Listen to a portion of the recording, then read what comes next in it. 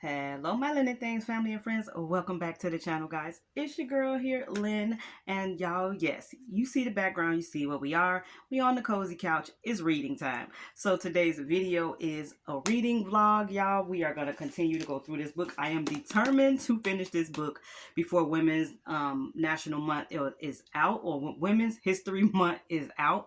I know life be lifing, and I'm usually working or, gathering videos for you guys from Dollar Tree, but I do not want to let this go by the wayside again. So yeah, we're a couple of days off, but it's time for us to get through the next half of this chapter. We did start chapter 14 in the last reading vlog, and today we're going to pick up and do the other half of chapter 14. I really do want to finish sharing her story. It is an awesome story. As you guys know, if you have been following this story, thank you to all my Lynn loyals who do follow. So we're gonna just pick right on up where we started. Again, you do not have to sit and watch this whole video, but you can definitely play me in the background. It's a great, way to, like, if you're working or taking a jog or something like that, you can listen to me as you're taking your run in the morning or evening, depends on when you do it. If you are a runner, any way that you would like to play it is perfectly fine by me.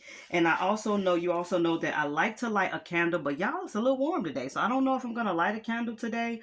But if I were to light a candle today, I possibly would go with this. Nah, not this one. I wanted my one from this set, the little minis. I would probably just burn something from this set, the little minis. So this is Tropical Escape, which is nice because this is an escape, y'all. Kind of. And I think I would go with the mango iced tea. Yeah, y'all, because it's tea time. I could actually have a couple iced tea right about now. So mango iced tea would be our scent of the day, or our candle of the day. Alrighty, guys, here we go. Go ahead and get comfy. Like I said, you can play me in the background while you're cleaning or driving or on lunch, however you choose to do it. We're going to pick right on up. So it says, my friend Chris World, who was in the dance program, went to Africa every summer with Chuck Davis, an African dance choreographer out of North Carolina School of the Arts. Every year he took a group of people, not always artists, to a different country in Africa to study dance, music, folklore of different tribes. This summer, he was going to go to Gambia, West Africa, to study Wolof, Jola, Mandika, and Susu tribes. The lead up, travel, and experience in Africa caused a cataclysmic change in my life. It busted a hole in my existence. I got every shot known to mankind before the trip. I wanted to eat everything I saw when I got there without worrying about any kind of sicknesses. I counted down the days, took the bus to JFK from Providence, and flew out of JFK with the entire group. All women, and most not even actors. One was a nurse, one was a teacher, one would stand off to the side. She looked kind of mad. She took her seat and curled up. Not curled up as in sleeping, but curled up in pain. She would cry and just stare out the window. A Jamaican woman was a nurse and very nice, but extremely shy. Then there was me and Chris World. I was bouncing out of my seat that I was so excited. We arrived in the Gambia after a long layover in Amsterdam. It was nighttime.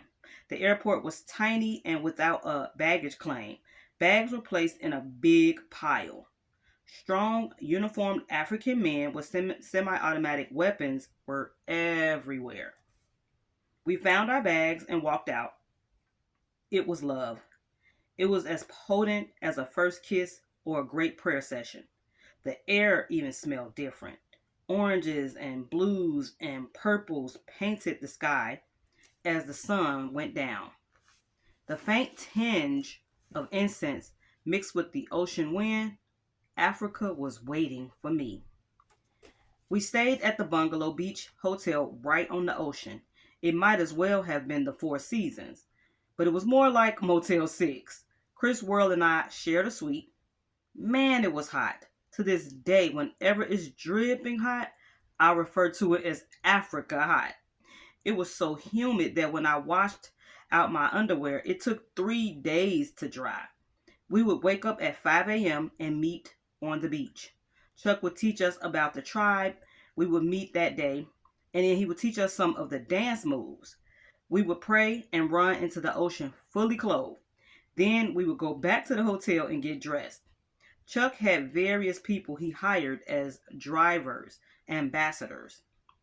They would pick us up in front of the hotel and take us to the compounds. In the car, we would laugh and sing. The driver would teach us a song from their tribe. The first tribe was the Mandika.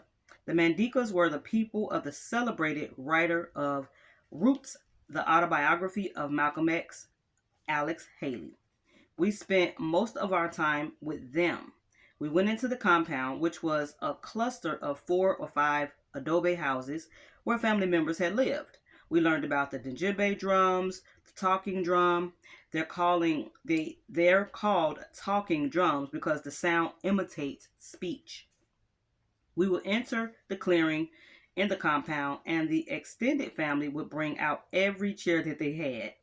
They greeted us like long lost family members. The joy, the excitement, children would run into your arms. Then came the drummers, who were all men. The intricacy of each role that the drummers played was unreal. The women would enter the circle, really, to do a dance called the ligon, which is a bird in flight. Chris whispered in my ear, "They're getting ready to bust loose, girl." A woman would enter and begin to dance.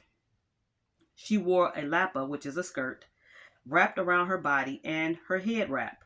As she smiled with unbridled joy, her feet would stomp with the drummers following her rhythm.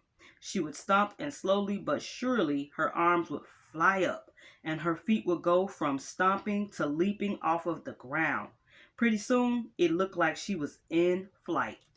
Other women would begin to ululate, and another woman would leap into the circle and come face to face with the first woman. They would stare at each other intensely and begin to hold on to each other's head and begin to fly together. The entire earth seemed to move. Loose dirt swirled around us. We were witnessing something divine.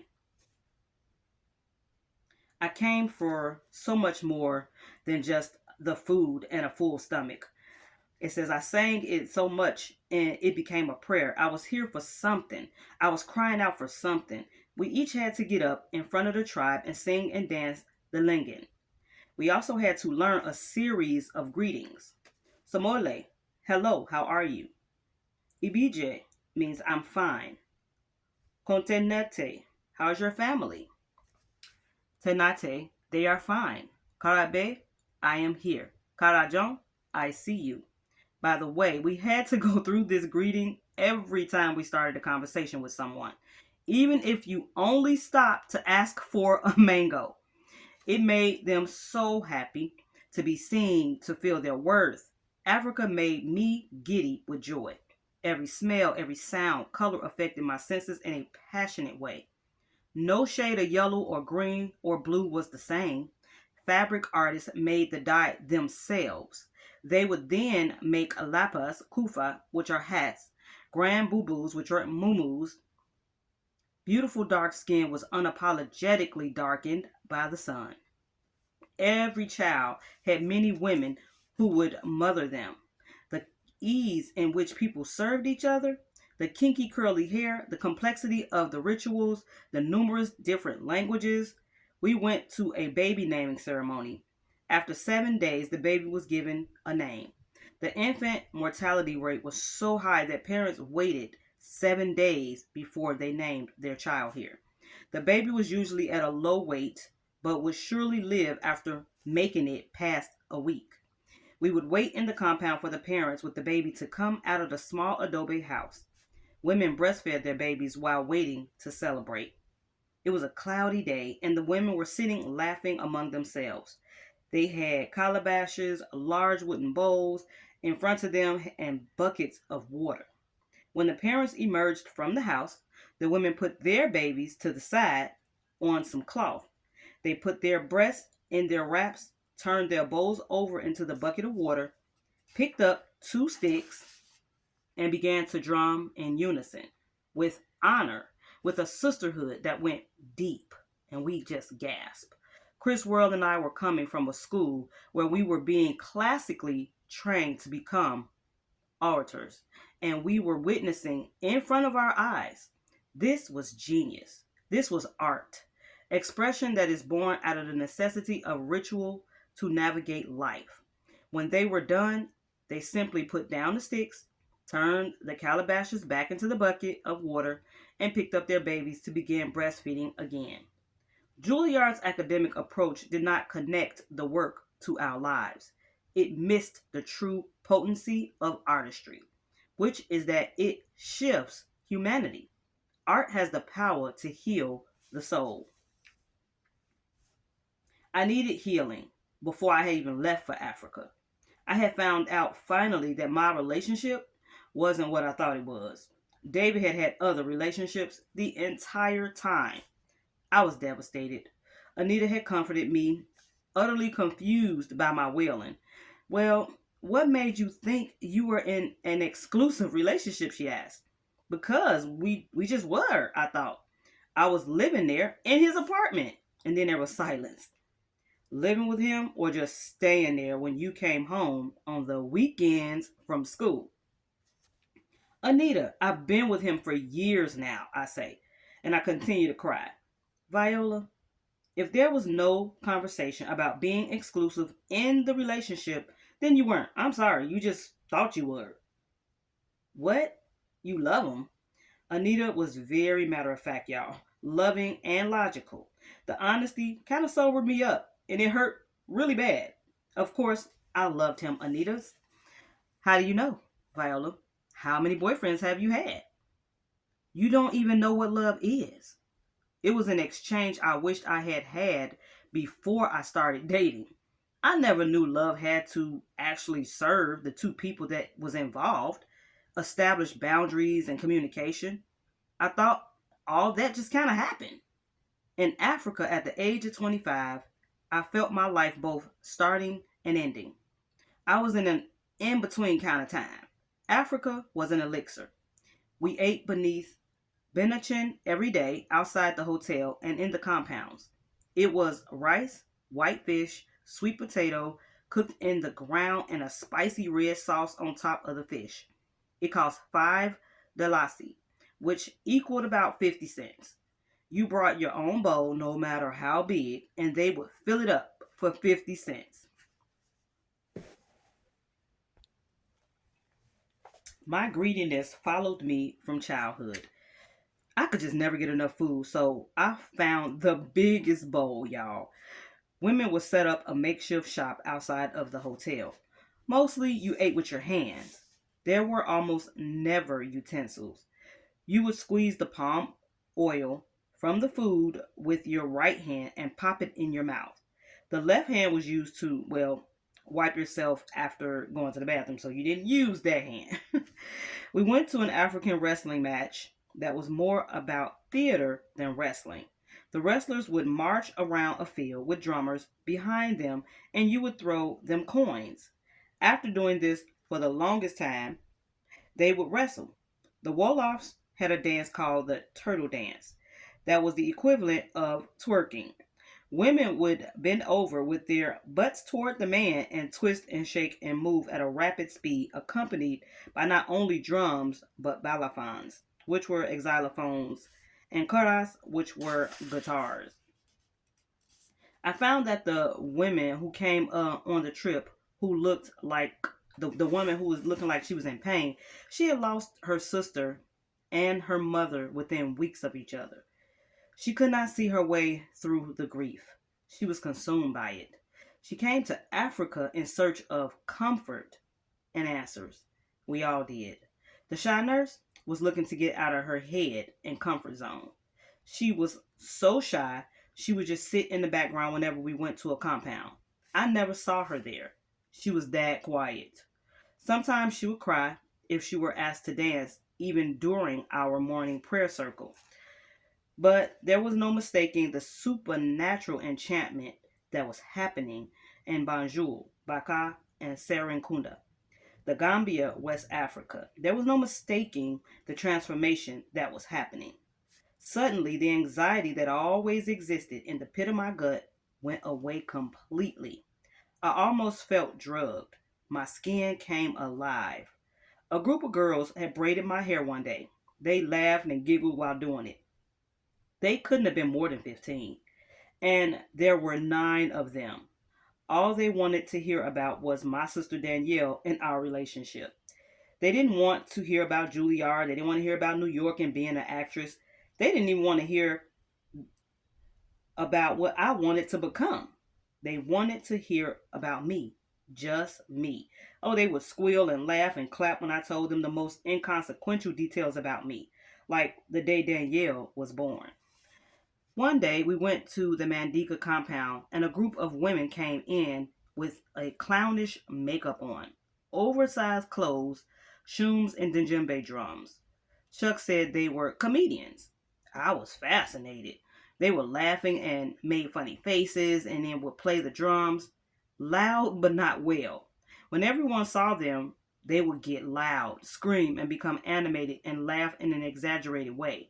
People had gathered around these women until there was a mob of women hugging and rousing, laughing loudly, singing loudly. I did not come here for food. My stomach is full. I did not come here for food. I came here for much more. Then they began to pass the calabash around with a mush that was inside, and it tasted like peanut butter oatmeal. Everyone dug in, ate some, and passed it down.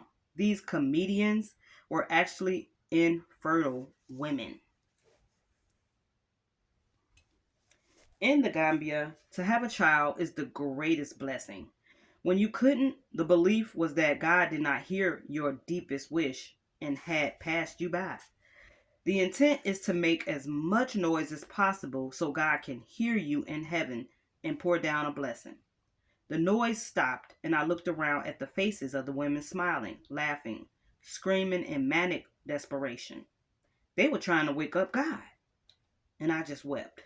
Despite the nature of the roles that I get, I'm not a crier, but I wept. I cried again when I saw a woman who looked like my mom dancing in the rain at her daughter's wedding. She was doing the lingen dance and seemed to fly off the ground. I cried when many of my people we met in the compounds came to our hotel so that they would perform for them. We even had food. Everything was performed. They squealed with joy, laughter, tears, and they didn't even understand English. I performed Topsy from George C. Wolfe's The Colored Museum. It's a character that imagines herself at a party with Martin Luther King drinking champagne out of Eartha Kitt's slipper, Malcolm X having a conversation. Then this party gets so rowdy that the floor starts to shake, the wall starts to move, and the entire room is lifted up off the ground and went spinning and spinning until it disappeared inside of her head. Yes, child, that's right. There's a party going on right here because I'm dancing to the music of the madness in me. That's why every time I walk down the street, my hips sashay from side to side because I'm dancing to the music of the madness in me.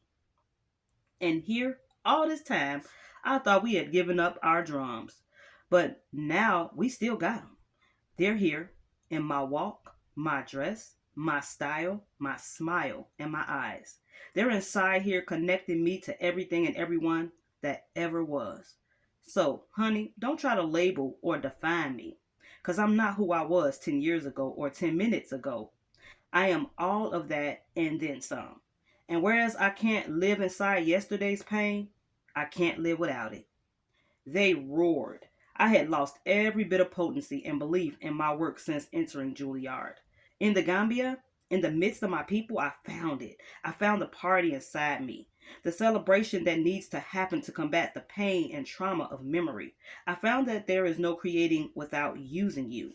For 2 years, I thought the rule was to erase and negate oneself. That's what I was doing. Lose the voice, speech, walk, face, lose the blackness. Lose and bury the very essence of what makes you you, and create something void of joy but steeping in technique? After that thunderous roar, Chuck quieted everyone down and had us form a circle to pray. We said a prayer of thanks. We thanked them for their hospitality and wisdom. We thanked them for their love and said we would never forget them. They wept and they cried and began to ululate. Then they began to dance and take out their drums in the hotel. It ironically was that party I spoke about in my monologue. We were all dripping with sweat. Suddenly I saw Chris World's face change. She shouted, "Viola, look!" The crowd parted, and behind the room was the shy nurse. I didn't even know she was there. She was coming into the circle dancing. She was doing the dance we learned with the Jolas, and she was doing it perfectly. She was almost in a trance, and she kept dancing until she was face to face with the choreographer, Chuck Davis. He was staring at her, and she danced and danced until sweat and tears were pouring down. I left Africa 15 pounds lighter, 4 shades darker, and so shifted that I couldn't go back to what I was. I was always on the outside of Juilliard because it wasn't on the inside of me. I was fighting an ideology about what an actor was, and it was all born in the depth of white superiority. The notion of the classics being the basis for everything. Yet I was in a land of the classics. In Africa, there is the equivalent of every classical instrument known to man, and it predates any European instrument. There was a technical proficiency attached to drumming, dance, music, storytelling. Why is it limiting to play black characters, but white actors are versatile? Playing white characters, why do I have to be small, willowy, the lighter than a paper bag to be sexual? I'm playing a character. It's not porn. I was sold lies for 2 years, and the worst part is that I believed it because I could not combat it with anything else. Africa exorcised those demons. When I got back, no one recognized me. I performed my one woman show in my third year with all I had learned in the Gambia. I could do anything I wanted. I wanted to use me. It was a true coming out. I wasn't weighed down with speech and voice and all that I had been taught that was drowning me. I heeded the saying, stop making love to something that's killing you. A year later, Mark Schlegel was an agent at a top agency back in the day, uh, J. Michael Bloom. It was the agency everybody wanted to get into. They represented major names. They had Tom Hanks, Alec Baldwin, Wesley Snipes, Ethan Hawke, Sojourner Weaver, Kathleen Turner, and Macaulay Culkin. They had everyone. It was also the hot agency, probably the equivalent of William Morris of today. Mark came to see Journey of the Fifth Horse, where I played a character who was an older Russian woman. It was part fantasy, part realism. I was in heavy makeup. He saw me in that role and left me a message in the Juilliard office saying he wanted to meet with me. I met with him. He said he loved my work. Something in me, Viola, it just popped out. Your talent, your power popped out. I wanted to meet you. Our meeting was one of synergy, kismet, a perfect moment. Sometimes actors meet an agent and the vibes is, what can you do for me? You're a big agent. Just get me some auditions for a job or give me a lot of money. But this was someone who saw me, saw my talent, saw my possibilities. He introduced me to the other agents and said, we want to sign you. Okay, let's do it. That's what I was at Juilliard for. They signed me before I even graduated from Juilliard. By the time we got to the auditions at the end of fourth year, I didn't even have any stress about signing with an agent. Friends at school said, you should have waited until after you did your scenes because you probably would have had more choices. All I needed was one agent. Agent and actor are like a marriage. The agent has to get you. I was dark skinned, not a size 2, not considered beautiful. After all the trials and tribulation that I had experienced at Juilliard for those reasons, I felt like it behooved me to get an agent who did see me. That agent would be the driving force in my career, my advocate. I got maybe 22 callbacks after my scenes, which was good, although some people got 60 callbacks. But I never regretted that I signed before I did my scenes. The reality and social media fantasy of being an actor are diametrically opposed. Most actors don't want to be an artist. They just want to be famous. Many believe they're pretty, young, and have a great agent, then voila. It's a business that is way more fickle than that. No words can describe the 1-2 combo of luck meeting talent. Me, I just wanted to work. I didn't want to go back to Rhode Island. I compared going back to death. I was finally 2 weeks from graduating from Juilliard. The last 2 weeks were meant to be the jump off to my new life. After 4 years of honing my craft, this was it. All the pain, joy, suffering, and triumphs, and suddenly, exactly 2 weeks before graduation, I woke up sick. Y'all, that is the end of chapter 14. Oh my goodness, did that really, really move me.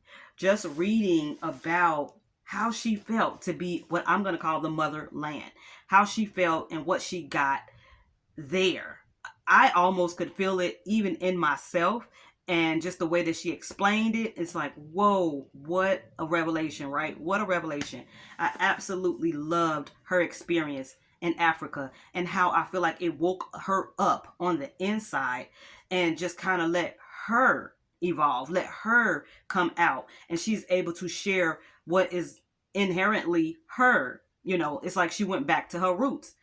I love that so much. That really, really encouraged me. I hope you guys enjoyed this reading. Don't forget to hit that like before you go. And also, don't forget, Saturday, I will be calling my 2 winners from my last haul video. If you have not watched that video, go over to my last haul, y'all. My last haul, I'm not sure how many days ago it was.